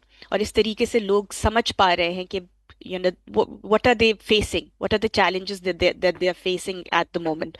तो इसी तरह हमें भी अपने ऊपर नज़र डालने की ज़रूरत है।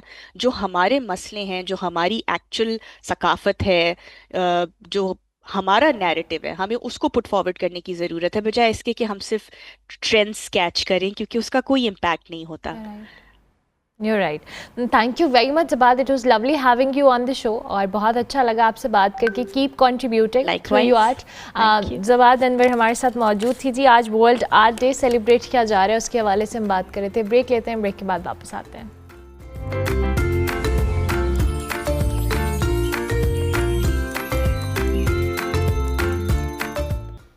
Welcome back to good morning public ji. पुराने कदीम ज़मानों का जिक्र करें तो मुख्तलिफ़ तहज़ीबों में ये बिलीव पाया जाता था कि जो कीमती पत्थर है, इंसान की ज़िंदगी हो, आपकी किस्मत हो, हत्ता कि शख्सियत पर भी असरअंदाज हो सकते हैं. आज भी बहुत सारे लोग मुख्तलिफ़ स्टोन्स जैसे कि फ़िरोज़ा हो, अकीक हो, इसको ना सिर्फ जेवर के तौर पे बल्कि समहाउ रूहानी और जहनी सुकून के लिए भी इस्तेमाल करते हैं. कुछ रवायात के मुताबिक हर पत्थर में एक ख़ास तवानाई या फ्रीक्वेंसी होती है जो इंसान का मिजाज हो, एतमाद हो, तवज्जो हो, उसके इमोशंस हो, उसकी कैफियत को भी मुतासिर कर सकती है. जबकि साइंसी अगर एस्पेक्ट से देखा जाए तो ज़्यादातर बहुत सारे लोग इसको नफ्सियाती असरात या जो कह लें एक इफ़ेक्ट से जोड़ देते हैं. अब ऐसे में सवाल ये पैदा होता है कि क्या वाकई पत्थर हमारी शख्सियत को बदलने या बेहतर करने की सलाहियत रखते हैं, या सिर्फ एक बिलीफ है या उसका असर है जो हमें ऐसा महसूस करवाता है. इस पर हम बात करेंगे. सैयद तैयब अली हमारे साथ मौजूद हैं, उनको हम खुशामदीद कहेंगे. बहुत शुक्रिया तैयब साहब कि आपने हमें वक्त दिया. मैं कदीम ज़मानों से ही शुरू करूँगी और जैसे मैंने इंट्रो में भी कहा, बहुत सारे लोगों में बिलीफ है. हमें थोड़ा सा इस इस चीज़ को, इस फिनोमिना को एक्सप्लेन करें। क्या वाकई ये जो पत्थर होते हैं ये आपकी पर्सनालिटी पे, आपकी ओवरऑल लाइफ के ऊपर इनका कोई इम्पैक्ट होता है? अस्सलाम वालेकुम, बहुत बहुत शुक्रिया आप लोगों का। असल में बेसिकली जो पत्थर और इंसानी शख्सियत के दरमियान ताल्लुक है, ये बेसिकली एक ऐसी बहस है जो सदियों से इल्म नजूम और जदीद नफ्सियात और रूहानियत के दरमियान घूम रही है। और अब जो जदीद नफ्सियात है उसमें मुख्तलिफ पहलुओं का अगर जायजा लें या कदीमी लिहाज से देखा जाए तो इसमें दो तीन चीज़ें आती हैं। एक तो ये कि तारीख और तहजीब, और अगर आप बात करें रूहानी इस्तेमाल की तो पत्थरों का इस्तेमाल ना सिर्फ जदीद रुझान है बल्कि कदीम इंसानी तारीख जो है वो ये रखती है अपने अंदर। और इसी तरह मिस्र में जो कदीम मिस्र था उसमें मिस्री लोग लाजवर्द को यूज करते थे, जमुत को यूज करते थे तहफ़्फ़ुज़ और दानाई के लिए, यानी कि जो उसकी प्रॉपर्टीज थी, जो इनके इफेक्ट्स थे, वो इन पर्पसेस के लिए लोग इनको यूज करते थे। फिर आप बड़े सगीर में आ जाएं तो जो वैदिक इल्म नजूम है उसमें 9 रत्न के नाम से एक रिंग आती है जिसमें 9 पत्थर होते हैं, यानी कि मुख्तलिफ किस्म के, और वो एक खास वक्त में तैयार की जाती है। उन पत्थरों का भी तस्वर यही मिलता है कि उसके एक मखसूस सियारे के साथ और इंसान के जो जिंदगी के मुख्तलिफ पहलू हैं उनके साथ उसको जोड़ा जाता है। फिर आप अगर देखें यूनानी और रूमी लिहाज से तो इन पत्थरों को जंगों में फतह और बीमारियों से शिफा के लिए, क्योंकि हर पत्थर की एक अपनी इनकी पॉजिटिविटी है, हर पत्थर की एक अपनी रूहानियत है, एक अपनी उनकी एक, यानी कि आप समझ लें कि वो आपको हील करते हैं। और ये प्रॉपर्टीज इसी तरह है जिस तरह एक मेडिसिन है, मेडिसिन होता है, डॉक्टर आपको कोई मेडिसिन रिकमेंड करता है तो उस मेडिसिन की तरह ये पत्थर भी इंसानी शख्सियत पर असर करते हैं। इस्लामिक पॉइंट ऑफ व्यू से भी अगर देखें तो बहुत सारे ऐसे पत्थर हैं, रवायात में है, अहादीस में है, कुरान मजीद में पत्थरों का जिक्र है, आयात में है, बेतहाशा ऐसी अहादीस है जिसमें बताया गया है कि जन्नत में जो है वो जमुर्द के पहाड़ होंगे, याकूत के तख्त होंगे, ताज होंगे। तो यानी कि ऐसी चीजें हैं जिनका जिक्र कुरान और हदीस में अगर इस्लामिक पॉइंट ऑफ व्यू से बात करें तो इट मीन्स के इन पत्थरों में ऐसी खसूसियात हैं जो अपने अंदर ये समोई हुई हैं, और ये इंसानी बॉडी पे, इंसानी जो उसके उन पे असरात डेफिनेटली अच्छा इसके होते हैं। अच्छा, आई एग्री, ठीक है, आप बाजू का, लेकिन बहुत सारे लोग, मैंने तैयब साहब ये भी देखा है कि उनका लाइफ का स्ट्रक्चर या उनकी पूरी ज़िंदगी की जो डिपेंडेंसी है वो इन पत्थरों पे हो जाती है। उन्होंने हर चीज़ को रिलेट, नहीं, मेरा क्वेश्चन आप प्लीज़ ले लें, मैं चाहूँगी आप इसको फिर डिटेल में आंसर करें, कि हर चीज़ को अगर आप रिलेटेबल करने लग जाएंगे और हर चीज़ के लिए आप सिर्फ एक स्टोन के ऊपर रिलाई करने लग जाएंगे तो फिर वो समहाउ बहुत आगे एक्सट्रीम पे चली जाती है चीज़ें, और फिर वो आपकी लाइफ पे भी असरअंदाज होना शुरू हो जाती हैं। देखिए, इसमें मैं अभी जब ये बात कर रहा था तो जो आखिरी पॉइंट था वो मैंने यही बताना था, इसमें आपने पहले वो क्वेश्चन रेज कर दिया। बेसिकली होता यूं है कि ये एक मेटाफिजिक्स है, ठीक है, अगर इसको उससे जोड़ा जाए। और मैं अक्सर ये कहता हूं कि जो जेम स्टोन्स हैं या जिमालोजी है, ये बेसिकली रूहानियत की ब्रांच है, ठीक है। रूहानियत की ब्रांच क्यों है? क्योंकि इसके अंदर एक अपनी, मैंने बताया, इनकी प्रॉपर्टीज है, फिर इनको लिंक किया जाता है। जो बात आपने की है वो बिल्कुल आपका 100% एक्यूरेट एनालिसिस है, और मेरे पास भी जो मेरा एक्सपीरियंस है, इतने अरसे से मैं भी काम कर रहा हूँ, वो भी इसी तरह है कि बेसिकली कुछ लोगों का साइकी प्रॉब्लम भी होता है। लाइक अगर आप एक पत्थर सिर्फ इस वजह से पहने कि आपको इस पत्थर के पहनने के बाद आपको मुख्तलिफ प्रॉपर्टीज मिलेंगी या आप गुस्से पे काबू रख सकेंगे, तो वो पत्थर ऑटोमेटिकली आपके माइंड के साथ, यानी कि आपका माइंड है वो आपके साथ इस तरह खेलता है कि आप डेफिनेटली गुस्से को अपने काबू में रख सकते हैं। एक ये साइकी प्रॉब्लम है हमारा, ठीक है। इंसान का, हर इंसान का, किसी का भी हो सकता है। मेरे पास एक, मैं अक्सर मिसाल देता हूँ अपने टीवी शोज में भी, जहां भी बैठा होता हूँ बताता हूँ एक छोटी सी मिसाल। मेरे पास एक दफा एक खातून आई काफी दूर दराज से, और वो जब मेरे ऑफिस में आई तो उन्होंने मुझसे फिरोजे की रिंग मांगी। तो मैंने उनको जब वो फिरोजे की रिंग दी और वो जो ही ऑफिस से उतरी नीचे तो स्टेयर्स थी तो उनको चक्कर आ गया। तो उन्होंने कहा लगता है बेटा फिरोजा असर कर गया। तो मैंने कहा अम्मा जी इतनी जल्दी तो जहर असर नहीं करता जितनी जल्दी आपने फिरोजे का असर ले लिया। तो बेसिकली इनकी प्रॉपर्टीज होती हैं डेफिनेटली, लेकिन ये कहना कि जी इतना क्विक एक्शन होगा, हर स्टोन के प्री रेक्विजिट्स होते हैं और पोस्ट रेक्विजिट्स होते हैं, उनको फॉलो किया जाता है। ये जो हम उठा के स्टोन या कोई भी रिंग पहन लेते हैं, इसकी मुमानियत है, इससे मना किया गया। एग्जैक्टली मेरा अब सवाल भी है कि बहुत सारे लोगों की पर्सनालिटी, और वो कहते हैं जी आपको अपनी, जो आपकी पर्सनालिटी को सूट करे आपको वही पत्थर पहनना है। कुछ यूनिवर्सल स्टोन्स होते हैं जो हर कोई पहन लेता है और उसको सूट कर जाते हैं, बहुत सारे लोगों को कहते हैं जी सूट भी नहीं करते। देखिए 9 ऐसे स्टोन्स हैं जो हर कोई पहन सकता है, उसमें 5 तो जो है वो इस्लामिक पॉइंट ऑफ व्यू से हैं, लेकिन मैं फिर भी यही कहता हूं कि उनके प्री रेक्विजिट्स और पोस्ट रेक्विजिट्स हैं, ठीक है। अब उसमें अकीक है, फिरोजा है, दुरे नजफ है, मोए नजफ है, मरजान है, ये 5 तो इस्लामिक पॉइंट ऑफ व्यू से आगे, ठीक है। और फिर आपका आ जाता है जैस्पर है, जेड है, डायमंड है और जरकून है। ये 9 ऐसे स्टोन हैं जो हर इंसान पहन सकता है। अब पहनने से पहले हर स्टोन की कुछ यानी कि उसके अगेंस्ट सदका आपको देना पड़ता है, कुछ नवाफिल हैं या वो आपको पढ़ने पड़ते हैं एज अ सुन्नत, और कुछ चीजें ऐसी हैं आपको मसलन 2 मसाकीन को खाना खिलाना पड़ता है। ये एक just for the sake of आप सुन्नत कह लें या इसको, क्योंकि ये हमने हमारे जब हुजूर सल्लल्लाहु अलैहि वसल्लम जो थे वो जब ये चीजें यूज करते थे, कोई भी नई चीज पहनते थे तो 2 नफल पढ़ते थे। तो ये बेसिकली सुन्नत है। फिर इन स्टोन्स की कुछ नेगेटिविटी होती है जो पहनने के बाद आपकी जो नेगेटिविटी होती है उसको एब्जॉर्ब कर लेती है और पॉजिटिविटी में कन्वर्ट करती है। अब इसके जिस तरह प्री रेक्विजिट्स हैं मैंने 3 बताए, इसी तरह इसके पोस्ट रेक्विजिट्स हैं। पोस्ट रेक्विजिट्स ये हैं कि आप पहनने के बाद इसको कोशिश करें कि आप पाक साफ रहें, वुजू में रहें। खासतौर पे जो इस्लामिक पॉइंट ऑफ व्यू से स्टोन है, रकीक है, फिरोजा है, इनकी बहुत ज्यादा इस्लाम में हमारे आइमीन कराम ने बहुत ज्यादा इसकी अहमियत बयान की है। तो उसमें ये होता है कि हम जो है इसको पाक साफ हो तो तब यूज करें, और अदरवाइज जो है जब हम वॉशरूम में जाते हैं या जब सोने लगते हैं या कुछ और ऐसे काम है जिसके दौरान हमें इसको मूव करना पड़ता है। बिल्कुल ठीक है। और फिर ये है कि जिस तरह बाकी स्टोन्स हैं जो आपके स्टोन के नाम के हिसाब से बनता है, उसमें बेसिकली 3 चीजें रिक्वायर्ड होती हैं। अब इसमें 2 प्लीज मेरे पास टाइम कम है, क्विकली बताइएगा। हाँ जी जी, 2 स्कूल ऑफ थॉट्स हैं, एक एस्ट्रोलॉजी एक न्यूमरोलॉजी है। हम न्यूमरोलॉजी को फॉलो करते हैं, उसमें आपका कंप्लीट नेम, मदर्स नेम और कंप्लीट डेट ऑफ बर्थ के अगेंस्ट हम न्यूमरोलॉजी का एक नंबर निकाल लेते हैं और उसके अगेंस्ट हम स्टोन रिकमेंड करते हैं, और हम आपको एक टाइम फ्रेम देते हैं। उस टाइम फ्रेम में आपको खुद प्रॉपर्टीज फील होती हैं कि आप ये स्टोन इतना पहनेंगे तो आपको इसकी पॉजिटिविटी मिलेगी, आपको इसके अगेंस्ट ये चीजें मिलेंगी और मिलती हैं। क्योंकि मेरा एक्सपीरियंस है, मेरे पास लोग आते हैं। हाँ, ये इसी तरह के जिस तरह आपको डॉक्टर ने मेडिसिन दी और कहा कि ये परहेज है, ये परहेज करेंगे तो ये दवाई असर करेगी। बिल्कुल ठीक है। चलें, thank you very much Tayyab साहब, बहुत शुक्रिया कि आपने वक्त दिया। सैयद तैयब अली हमारे साथ मौजूद है, स्टोन्स के हवाले से हम बात कर रहे थे। ब्रेक लेते हैं, ब्रेक के बाद वापस आते हैं।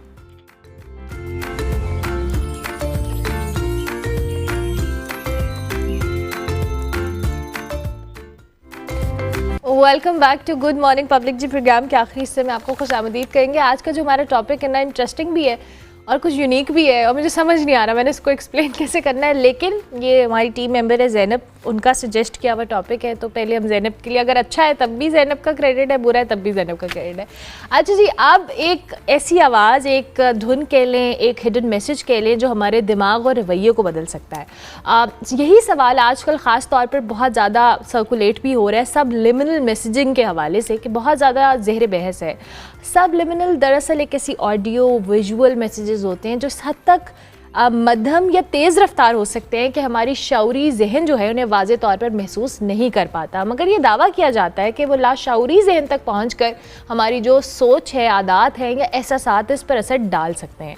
अब साइंस इसको कैसे लेके चलती है, और साइंस इसको एडमिट करती है कि ये इन आवाज़ों का इंसानी दिमाग पर बहुत गहरा असर है, जिसमें पुरसकून मौसीकी हो सकती है जो आपका मेंटल पीस है या आपकी नींद को बेहतर बना सकता है, जबकि तेज़ और शोर वाली आवाज़ें आपको समहाउ स्ट्रेस या बेचैनी या दिल की धड़कन को भी मुतासिर कर सकती हैं। सो आज हमने इस पे बात करनी है। हमारे साथ फादिया इरफान मौजूद है, हमारे नफ्सियात, उनको हम खुशामदीद कहेंगे। Thank you very much Fadia, बहुत शुक्रिया। Thank you so much for having me and coming up again such an interesting topic. या इट्स इंटरेस्टिंग।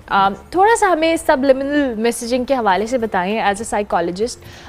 ये जो हमारे लाशऊरी जहन में बहुत सारी चीज़ें होती हैं, किसी भी चीज़ का आपके दिमाग पे, आपके मेंटल पीस पे असर होता है? जी, सो सबलिमिनल मैसेजेस वो वाले मैसेजेस होते हैं या वो सिग्नल्स होते हैं, क्योंकि जैसा कि नाम से ज़ाहिर है सबलिमिनल, तो ये हमारे जो कॉन्शियस परसेप्शन है उसके जो थ्रेशोल्ड है, सबका मतलब होता है below, so below the threshold of conscious perception ये सब कॉन्शियस को हिट करता है। बिल्कुल ठीक है। सो समटाइम्स ऐसा होता है, ये ऐसे सेंसरी जो हैं वो स्टिमुलाई होता है जो कि ऑडिटरी भी होता है और विजुअल भी होता है, और इसका जो इम्पैक्ट है वो दोनों मीडियम्स जो हैं, इमेजेस के थ्रू या साउंड्स के थ्रू अनकॉन्शियस को सब कॉन्शियस को हिट किया जा सकता है। और बहुत सी ऐसी चीज़ें जो कि कॉन्शियसली हम नहीं करवा सकते, या आप कॉन्शियसली कुछ और इमेज देख रहे होते हैं, बट अनकॉन्शियसली और सब कॉन्शियसली आपके उन एरियाज़ को टारगेट किया जाता है जो गोल अचीव करना होता है। तो बहुत सारी जगहों पर तो ये चीज़ इम्प्लीमेंट हो रही है, कर रहे हैं, बट काफ़ी कंट्रीज़ ऐसी हैं जहाँ पर इस तरह की टेक्निक्स को बैन कर दिया गया है, बिकॉज नेगेटिव एस्पेक्ट्स और नेगेटिव पर्सपेक्टिव की वजह से इसके जो है वो नेगेटिव रिजल्ट्स भी सामने आ रहे हैं। जैसे कि आप किसी को पूरी तरह से अपने कंट्रोल में लेके अपने मुताबिक उसको परफॉर्म करवा सकते हैं। और ये बेसिकली न्यूरो साइंस है, ये आपके जो है वो आपके जो सिग्नल्स हैं जो आपके बॉडी को हिट करते हैं, आपके सेंसरी परसेप्शंस हैं कि आप किस तरह से उन चीज़ों को अचीव कर रहे होते हैं। बिकॉज देखें, आपको कहा जाता है कि आप जो हैं वो कहें अपने आप को कि आप स्मार्ट हैं। जब आप अपने आप से कहते हैं कि आई एम स्मार्ट या आई कैन बी सक्सेसफुल, तो सिर्फ कहने से ही आप अपना टारगेट अचीव नहीं कर सकते हैं। जब तक कि आप कुछ प्रैक्टिकल स्टेप्स नहीं लेंगे, आप जो हैं वो अगर आप पतला होना चाहते हैं, स्मार्ट होना चाहते हैं, तो आपको डाइट और एक्सरसाइज भी करनी पड़ेगी instead of sending the signals to your subconscious कि मैं I am smart and I can be smart. तो ये चीज़ सॉरी फातिया, उन्हें लाइटर नोट बहुत सारे ऐसे लोग होते हैं जिनको लग रहा होता है हम कह रहे हैं तो बस हम हैं, हम स्मार्ट कह रहे हैं अपने आप को तो हम हैं, और एक्चुअली में वो नहीं होते। ये मैं आपको बताऊंगी, ये एक तरह का प्लेसिबो इफेक्ट भी होता है। अच्छा, कि आप अपने ब्रेन की एसोसिएशन जैसे डेवलप करना चाहें आप कर लेते हैं। तो वही बात है कि जैसे एक प्लेसिबो जो है वो एक फिनोमेना है जिसको हम डमी ट्रीटमेंट भी कहते हैं, फेक ट्रीटमेंट भी कहते हैं। तो ये एक इनएक्टिव किस्म की सजेशंस होती हैं। ये किसी हद तक तो देखें, अगर आप इसको किसी हद तक कंसीडर करें तो ये कुछ हद तक काम करती हैं। अच्छा। कि आपको मोटिवेशन देती हैं, आपको पॉजिटिवली अफर्म करती हैं। जैसे आप जब मॉर्निंग में उठते हैं तो आप अगर डीप ब्रीदिंग कर रहे हैं, आप कॉन्शियस लेवल पर आपको पता है कि आप अपने आप को रिलैक्स करके उठने की कोशिश कर रहे हैं सो दैट आप एक अच्छा जो है वो कंस्ट्रक्टिव प्रोग्रेसिव डे गुजारें। बट आप अपने सब कॉन्शियस लेवल पर अपने आप को पॉजिटिवली अफर्म कर रहे हैं कि आज का दिन अच्छा गुजरेगा। अगर आप कोई टारगेट अचीव करना चाहते हैं, आप अपने आप को उसकी कमांड्स दे रहे हैं, सजेशंस दे रहे हैं। बट उसके साथ साथ आप प्रैक्टिकल स्टेप भी तो कर रहे हैं ना, कि आप उठ रहे हैं, आप अपनी तैयारी कर रहे हैं, आप वहाँ जा रहे हैं, आपने जो भी कोशिश करनी, एग्ज़ाम है, इंटरव्यू है, आप उसके लिए वेल प्रिपेयर्ड हैं।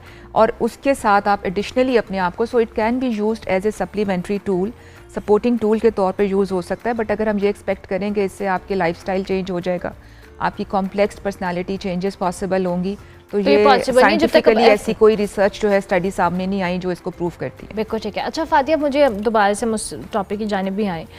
बहुत सारे लोगों ने हमने देखा है कि ये प्रैक्टिस जैसे आप कहिए बहुत सारे ममालिक में बैन हुई हैं, it's a part of neuro sciences and everything. But लोगों की ज़िंदगी में क्या ऐसी कोई ऑब्जर्वेशन आपकी है कि ना चाहते हुए, इसकी अवेयरनेस ना होने के बावजूद लोगों को समहाउ इसका फ़ायदा हुआ है और उनकी लाइफ में कोई ऐसा चेंज भी आया है जिसको हम पॉजिटिव एस्पेक्ट से बात करें कि अगर कंट्रोल्ड तरीके से इसको मैनेज किया जाए समहाउ? देखिए, जहाँ तक स्ट्रेस और एंग्जाइटी की बात है तो उसमें ये चीज़ सामने आई है बहुत सी स्टडीज़ से कि ये जो म्यूज़िक होता है, जो ऑडियो होता है, सब्लिमिनल जो मैसेजिंग थ्रू ऑडियो दिए जाते हैं, उससे बहुत हद तक जो जहनी तनाव है वो रिड्यूस होता है, एंग्जाइटी जो है वो रिड्यूस होती है। बिकॉज देखें, जो एक जिसको मेडिटेशन बोलते हैं, जिसको हम डीप ब्रीदिंग के दौरान हम एक लाइट सा म्यूज़िक लगाते हैं और उसको हम प्ले करते हैं बैकग्राउंड में और कॉन्शियस लेवल को रिलैक्स किया जाता है। सो जो सब कॉन्शियस लेवल है वो एक्टिव हो जाता है। सो जब सब कॉन्शियस लेवल आपका एक्टिव होता है तो ये जो इस तरह के स्लो मेडिटेशन म्यूज़िक्स होते हैं ये आपको रिलैक्स करते हैं। तो आपका जब आप, क्योंकि ये कान के ज़रिए जब आप इसकी प्रोसेसिंग की बात करते हैं कि कैसे हम इस म्यूज़िक को सुनकर या सब्लिमिनल जो मैसेजेस हैं उससे कैसे हम अपने आप को काम डाउन कर सकते हैं, तो उसका फिनोमेना ये है कि ये हमारे कान के ज़रिए ब्रेन स्टेम से होता हुआ हमारे ऑडिटरी कॉर्टेक्स में जाता है। ऑडिटरी कॉर्टेक्स ब्रेन का वो पार्ट है जो हमारे इमोशंस को, मेमोरी को कंट्रोल करता है। तो अगर हम टायर्ड हैं, स्ट्रेस्ड हैं, फ्रस्ट्रेट हैं, तो हमारे ये इमोशंस हैं, तो जब ये उसको काम डाउन करेगा तो डेफिनेटली हमारे इमोशंस जो हैं वो काम डाउन होंगे, हम बहुत हद तक रिलैक्स्ड होंगे। तो ये उस चीज़ में ऑडिटरी जो सब्लिमिनल है वो यूज़ किया जाता है मैसेजिंग में। बिल्कुल ठीक है। अब मुझे थोड़ा सा अब ये भी बताएं कि जाहिर है बहुत सारी लोगों की, मैं मैनिफेस्ट की टर्मिनोलॉजी हमेशा यूज़ करती हूँ कि बहुत सारे लोग बहुत सारी चीज़ों को मैनिफेस्ट कर रहे होते हैं। और इससे पहले जो हम बात कर रहे थे कि उस मैनिफेस्टेशन में उनको वो मोटिवेटेड भी रहते हैं, वो कुछ अपनी लाइफस्टाइल के अंदर पॉजिटिव चेंजेस भी लेके आते हैं कि जो चीज़ उन्होंने सोची है वो उसको अचीव करें। लेकिन कुछ लोगों में ये क्या ऑब्ज़र्व किया कि वो ऑब्सेशन की हद तक बहुत सारी चीज़ों को सोच रहे होते हैं और वो पॉजिटिविटी की बजाय उनकी ज़िंदगी में एक नेगेटिव इम्पैक्ट डाल रही होती है। बिल्कुल, जैसे मैंने आपसे कहा कि अगर आपकी ज़िंदगी में प्रैक्टिकल स्टेप्स नहीं हैं और आप सिर्फ इन सोचों के ऊपर, उन इमेजेस के ऊपर या उन ऑडिटरी जो सबलिमिनल मैसेजिंग है उसके ऊपर आप रिलाई कर रहे हैं, तो और आप प्रैक्टिकली स्टेप नहीं ले रहे हैं और आप फुली ऑब्सेस्ड हैं कि मैं जो ये कर रही हूँ इससे मुझे फ़र्क पड़ जाएगा। मैं अगर आई एम कॉन्फिडेंट, सिर्फ बोलने से आप कॉन्फिडेंट तो नहीं हो जाएंगे जब तक कि आप कोई ड्रिल नहीं करेंगे, कोई प्रैक्टिस नहीं करेंगे, आपके पास नॉलेज नहीं होगा किसी चीज़ के बारे में बात करने के लिए।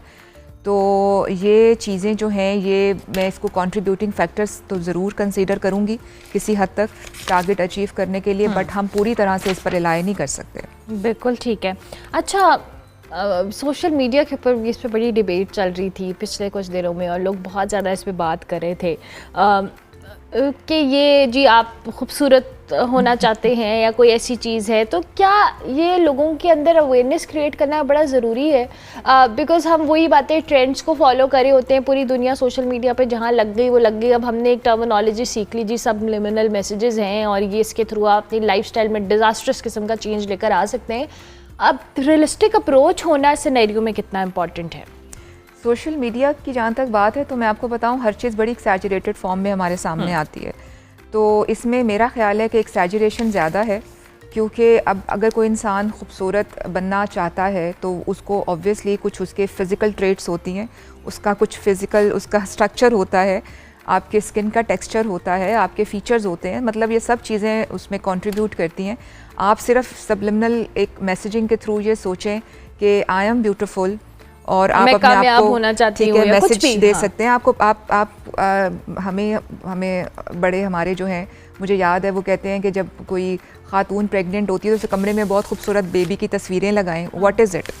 सो it's been since quite long time कि हमारा एक बिलीफ सिस्टम है जो बन जाता है। I agree. तो उसमें ये कि वो एक इमेज है जिसको आप देखेंगे जो आपके सबकॉन्शियस को हिट करेगा, और आप अपने काम कर रहे हैं उस कमरे के अंदर, आप शायद मे बी उस पिक्चर को मॉनिटर देख भी नहीं रहे हैं, बट आपको अनकॉन्शियसली वो आपके थ्रेशोल्ड पे हिट करेगा और वो सब आपके जो वो एक लेवल है उस पर जाकर वो आपको वो इमेज क्रिएट करेगा और आपको लगेगा कि मेरा बेबी जो है वो बड़ा खूबसूरत पैदा होगा। तो यही सबलिमिनल मैसेजेस हैं जो आपके सबकॉन्शियस को, आपके जो कॉन्शियस परसेप्शन है उसके बिलो जो उसका थ्रेशोल्ड है उसको हिट करते हैं। बिल्कुल ठीक है। एंड देन हमारे प्लेटफॉर्म से anything you want to say, Fadia कुछ कहना चाहें? देखें, ये जो साउंड की जो फ्रीक्वेंसी होती है ये बहुत मैटर करती है, क्योंकि हमारे इर्द गिर्द बहुत सारी एनर्जीज़ हैं, साउंड की फ्रीक्वेंसी भी है, हमारे ब्रेन की फ्रीक्वेंसी भी है।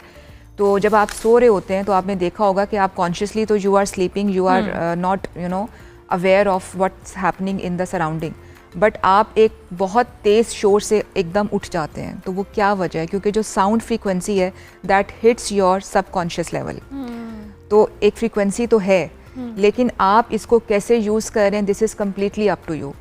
आप अगर प्रैक्टिकल स्टेप्स लें, आप अगर प्रोफेशनल हेल्प लें, अगर आपके कोई कॉम्प्लेक्स इश्यूज़ हैं, पर्सनालिटी रिलेटेड बिहेवियरल इश्यूज़ हैं, तो आप थेरेपी लें, उसके लिए प्रोफेशनल हेल्प लें, rather than going towards only subliminal messaging techniques. आप प्रैक्टिकल स्टेप्स भी लें और फिर किसी हद तक आप इन मैसेजेस से भी अपने आप को इम्प्रूव कर सकते हैं। ज़बरदस्त। Thank you very much Fadia, बहुत शुक्रिया कि आप तशरीफ़ लाई। फादिया हमारे साथ मौजूद थी जी, और सबलिमिनल मैसेजिंग के हवाले से हम बात करते हैं। टॉपिक इंटरेस्टिंग है, बट वही बात है कि ट्रेंड्स पे पीछे जाके आप कुछ नहीं कर सकते, आपको अपनी प्रैक्टिकल लाइफ में भी बहुत सारे चेंजेस लेकर आने की ज़रूरत है। ब्रेक नहीं, प्रोग्राम का वक्त हुआ है। इंशाल्लाह मेरी आपसे मुलाकात होगी कल। फीडबैक हमारे सोशल मीडिया हैंडल्स पर लाजमी दीजिएगा। कल तक के लिए मेरी तरफ से अल्लाह हाफ़िज़।